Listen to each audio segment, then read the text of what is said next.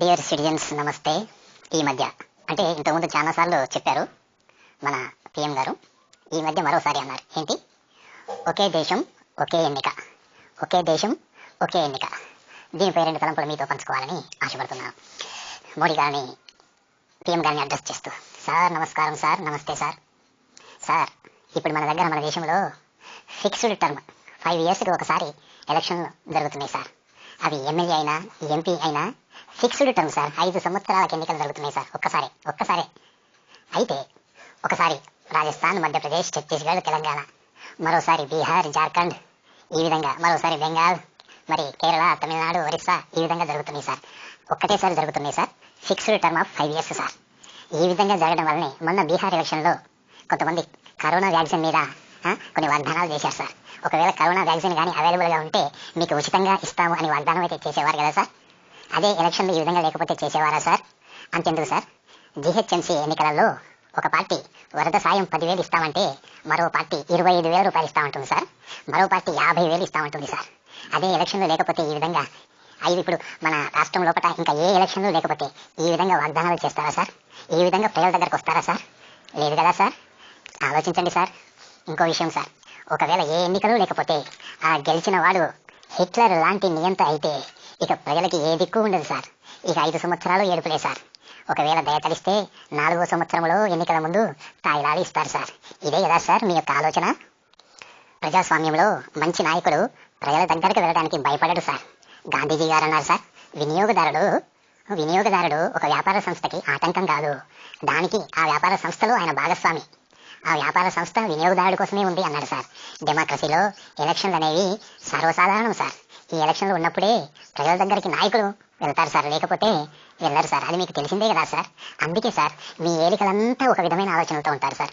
మీ ఏలికలంతా ఎలక్షన్లు అవాయిడ్ చేయాలి, ఎలక్షన్లు ఈ విధంగా రాకూడదు, ఒక్కసారి వచ్చి ముగించితే 5 ఏళ్ల వరకు మనం ప్రజల దగ్గరికి వెళ్లకుండా ఉంటే ఎంత హాయిగా ఉంటుంది, మనం ఏదంటే చేసుకోవచ్చు, ప్రజలకి జవాబే చెప్పవలసిన అవసరం లేదు అనుకుంటారు సార్. అవును సార్, మీరు ఆ విధంగానే ఏలికలు ఎన్నికైన వారు ఆ విధంగానే ఆలోచిస్తూ ఉంటారు సార్. కానీ మేము సామాన్యమైన ప్రజలను మాత్రం మీరు మా దగ్గరికి అడపాదడప వస్తూ ఉండాలి అని మేము ఆలోచిస్తాం సార్. అందుకని సార్ ఎలక్షన్లు ఒకటేసారి అయిపోకూడదు సార్. కొన్ని రాష్ట్రాలకు ఒకసారి, ఇంకొన్ని రాష్ట్రాలకు ఇంకొకసారి, మరికొన్ని రాష్ట్రాలకు ఇంకొకసారి, ఇలానే ఉండాలి సార్. మరి రాష్ట్రం లోపల కూడా మరి పంచాయతీ ఎలక్షన్లు ఒకసారి, మున్సిపల్ ఎలక్షన్లు ఒకసారి, మరి కార్పొరేషన్ ఎలక్షన్ ఒకసారి ఉండాలి సార్. ఆ విధంగా ఉంటేనే ప్రజాస్వామ్యం వర్తిల్లుతుంది సార్. ఈ విధంగా జరగటం డెమోక్రసీకి మంచిది సార్, అభివృద్ధికి ఆటంకం ఏమాత్రం కాదు సార్. ఇంకో విషయం సార్, మొన్న కర్ణాటకలో, మధ్యప్రదేశ్లో, ఈవెన్ రాజస్థాన్లో కూడా ప్రయత్నం చేశారు కానీ వీలు కాలేదు సార్. ఏంటంటే సార్, జంప్ జిలానీలు ఆయారం గయారాంలను ప్రోత్సహిస్తూ ఎన్నికైన వారిని పార్టీలు మార్పించి రాజీనామాలు చేయించి తిరిగి 6 నెలల్లో ఎలక్షన్లు పెడుతున్నారు చూడండి సార్. ఇది సార్ దుబారా, ఇది సార్ అవాయిడబుల్. వీటిని అవాయిడ్ చేయండి సార్. అంతేగాని ఎన్నికలు ఒకేసారి పెడదామనే తలంపు మంచిది కాదు సార్. ఈ విధమైన ఆయారాంలను గయారాంలను ప్రోత్సహిస్తూ ఎలక్షన్లు మరి గెలిచిన వారి చేత రాజీనామాలు చేయించి తిరిగి ఎలక్షన్లు పెడుతూ దుబారా చేస్తున్నారు చూడండి సార్. ఇవి చేస్తూ ఒకే ఎన్నిక అంటే అందరూ నవ్వుతారు సార్. సార్ మీరు ఒకే భూమి, మరి ఒకే దేశం ఒకే ఎన్నిక అన్నారు కదా సార్. ఇంకాస్త ముందుకెళ్ళి ఒకే భూమి ఒకే దేశం ఒకే ఎన్నిక అనండి సార్. ప్రపంచమంతా మీరు ఆహా ఓహో అంటుంది సార్. మిమ్మల్ని ఆకాశానికి ఎత్తుతుంది సార్. మీ నోటి ద్వారా ఒకే భూమి ఒకే దేశం, దానివల్ల కలిగే ప్రయోజనాలు చెప్తే చప్పట్లు sir. No visas, no passports, no borders, no conflicts, no armies, no wars. యుద్ధాలుండవు, బోర్డర్ సమస్య ఉండదు, వీసాలు అవసరం లేదు, పాస్పోర్ట్స్ అవసరం లేదు. ఇవన్నీ చెప్పండి సార్ ఆ యుఎన్ఓ జనరల్ అసెంబ్లీలో. ఒకే భూమి ఒకే దేశం అనండి సార్. అంతేకాదు సార్, ఇంకాస్త ముందుకెళ్ళి మా వారు ఎప్పుడో చెప్పారు, సర్వే జనా సుఖినో భవంతి. ప్రపంచమంతా మరి అందరూ బాగుండాలి, ఒకే భూమి ఒకే దేశం అనండి సార్. సర్వే జనా సుఖినో భవంతు. ఆ పని చేయండి సార్. ఉంటాను సార్. ఒకే భూమి ఒకే దేశం వర్ధిల్లాలి.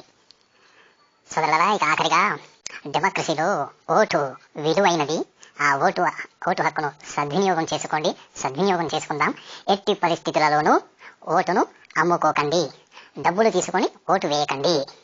అప్పుడు డెమోక్రసీలో రాజకీయంగా అద్భుతాలు జరుగుతాయి.